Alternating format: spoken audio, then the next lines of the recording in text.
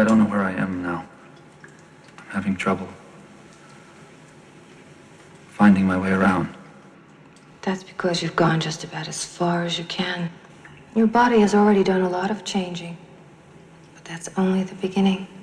The self-image, your key to living without limits. Nothing splendid has ever been achieved except by those who dared believe that something inside them was superior to circumstance. Understanding the psychology of the self can mean the difference between success and failure, love and hate, bitterness and happiness.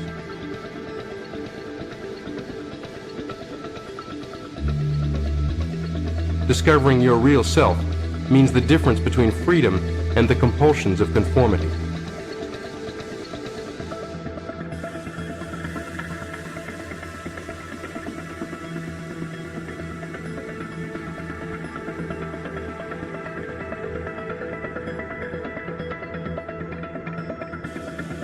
By understanding your self-image and by learning to modify it and manage it to suit your purposes, you gain incredible confidence and power. Whether we realize it or not, each of us carries within us a mental blueprint or picture of ourselves. It may be vague and ill-defined. In fact, it may not be consciously recognizable at all, but it is there, complete, down to the last detail.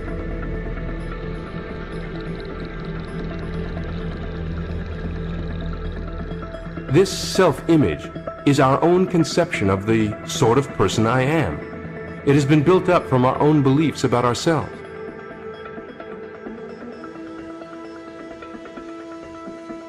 Most of these beliefs about ourselves have unconsciously been formed from our past experiences, our successes and failures, our humiliations, our triumphs, and the way other people have reacted to us, especially in early childhood. From all these, we mentally construct a self, or a picture of a self. All your actions, feelings, behavior, even your abilities, are always consistent with this self-image. Note the word always. You will act like the sort of person you conceive yourself to be. More important, you literally cannot act otherwise, in spite of all your conscious efforts or willpower. This is why trying to achieve something difficult with teeth gritted is a losing battle.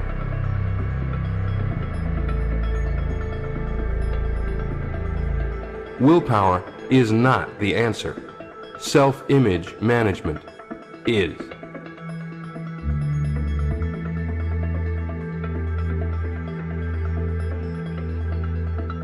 If you aren't achieving everything you want, it is probably because your goals are being ineffectively communicated to or rejected by your self-image.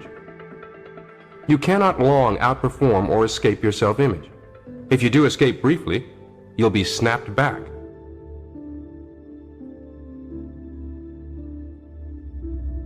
The person who conceives himself to be a victim of injustice, one who was meant to suffer, will invariably find circumstances to verify his opinions. The self-image is a premise, a base or a foundation upon which your entire personality, your behavior, and even your circumstances are built. Our experiences seem to verify and thereby strengthen our self-images. Whatever is difficult for you, whatever frustrations you have in your life, they are likely proving and reinforcing something ingrained in your self-image like a groove in a record.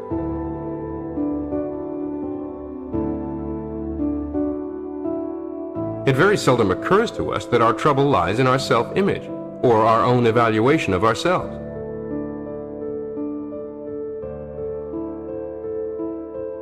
Based on certain ingrained, possibly hidden patterns of thought that, if altered, will free you to tap more of your potential and experience vastly different results.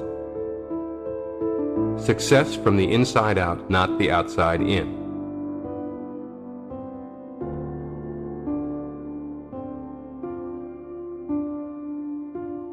It is literally impossible to really think positively about a particular situation as long as you hold a negative concept of self.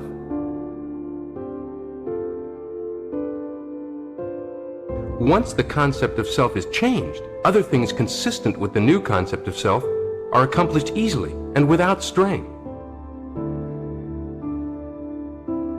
You must find yourself acceptable to you.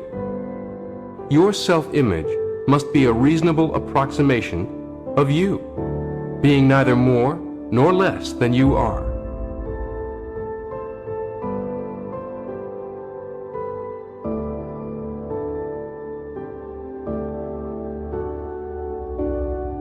It is a genetic imperative to explore the brain, because it's there.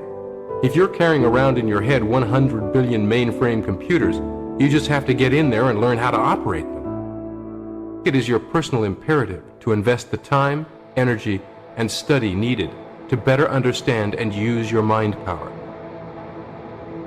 When your self-image is solid, you can go from one prospect to the next, regardless of the reception you get. Nobody on the face of this earth can make you feel inferior without your permission.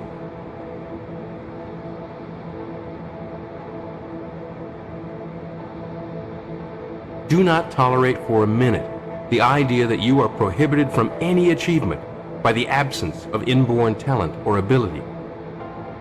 This is a lie of the grandest order, an excuse of the saddest kind. The faculty of imagination is the great spring of human activity and the principal source of human improvement. The creative mechanism within you is impersonal. It will work automatically and impersonally to achieve goals of success and happiness, or unhappiness and failure, depending upon the goals you set for it. Present it with success goals, and it functions as a success mechanism. Present it with negative goals, and it operates just as impersonally and just as faithfully as a failure mechanism. Like any other servo mechanism, it must have a clear target, objective, or problem to work upon.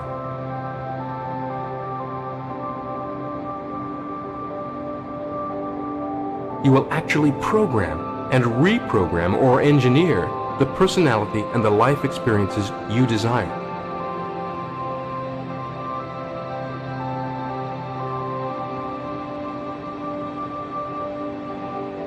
Humans of all creatures are more than creatures. They are also creators.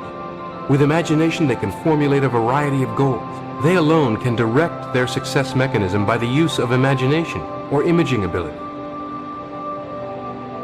Many people waste much of their imagination power frittering it away on aimless daydreaming and fantasy, with no real appreciation for what it might do if applied purposefully. The sun's light diffused is a gentle warmth. Directed through a magnifying glass in a certain way, it is incendiary. The imagination, aimless, may provide pleasant entertainment.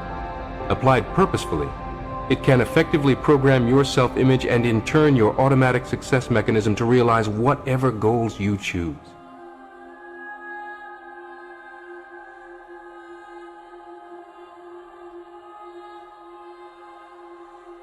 You are not a machine, not a computer, but in a very real sense, you have an awesomely powerful computer-like success machine at your disposal. Your physical brain and nervous system make up a servo mechanism that you use and that operates very much like a computer, a mechanical goal-seeking device. Your brain and nervous system constitute a goal-striving mechanism that operates automatically to achieve a certain goal, very much as a self-aiming torpedo or missile seeks out its target and steers its way to it.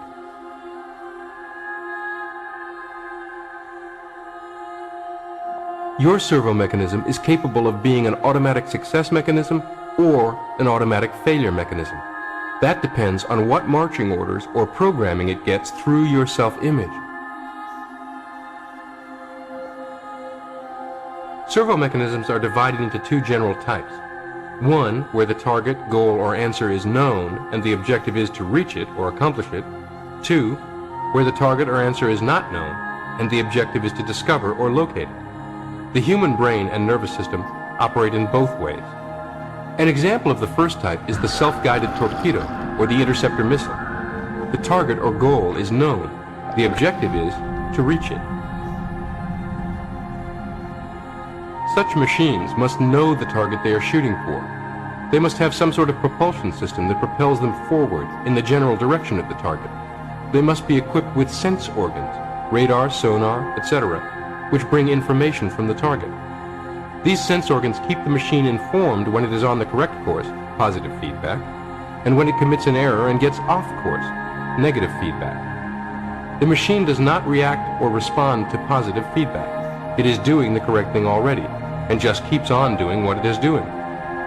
There must be a corrective device, however, that responds to negative feedback. The torpedo accomplishes its goal by going forward, making errors, and continually correcting them.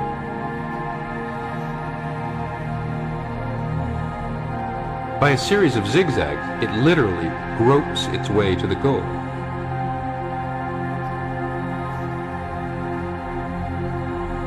Something very similar to the foregoing happens in the human nervous system whenever you perform any purposeful activity. You already own the process.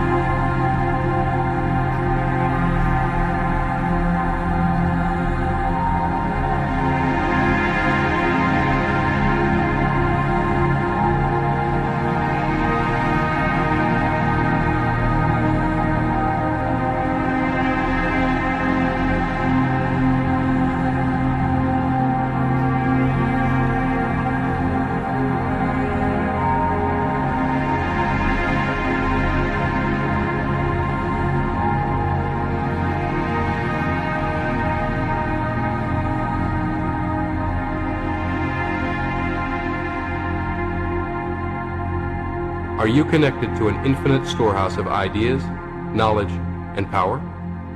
You begin with a goal in mind, an end to be achieved. Your self-image is important, so build a good one. You must have a self that you can trust and believe in.